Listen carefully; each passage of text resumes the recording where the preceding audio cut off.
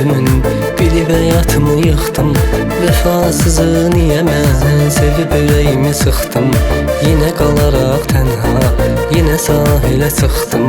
Seyr etdim Xəzəri, belə darıxır ürəyim. Seyr etdim Xəzəri, belə darıxır ürəyim. Görən varmı xəbəri, elə darıxır ürəyim.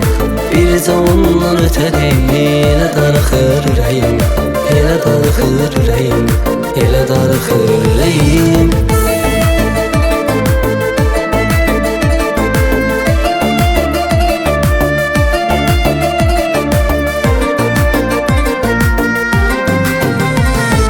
Getmə sözünü dostum, sən demə daha gedənə. Gedən çıxıb gedəcək, bir də dönməz o sənə. Zərrə vermədi dəyər, o nə sevgimə nə mənə. Etmədi yar nəzəri, elə darıxır ürəyim. Etmədi yar nəzəri, elə darıxır ürəyim. Görən varmı xəbəri, elə darıxır ürəyim. Bircə ondan ötəri, elə darıxır ürəyim. Elə darıxır ürəyim, elə darıxır ürəyim.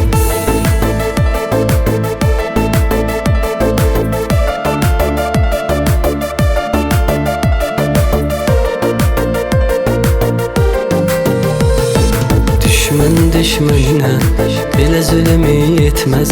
Sevən sevəni qoyaraq tənha çıxıb getməz. Ürəyi çəkəni desə dost, yazsa nəsir yetməz. Çəkir qəmi kədəri, elə darıxır ürəyim. Çəkir qəmi kədəri, elə darıxır ürəyim. Görən varmı xəbəri, elə darıxır ürəyim. Bircə ondan ötəri, elə darıxır ürəyim. Elə darıxır ürəyim, elə darıxır ürəyim.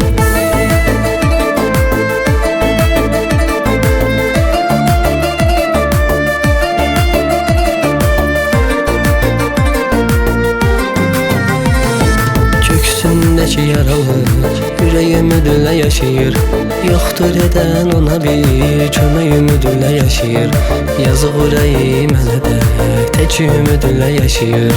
Gözləyir bir nəfəri, elə darıxır ürəyim.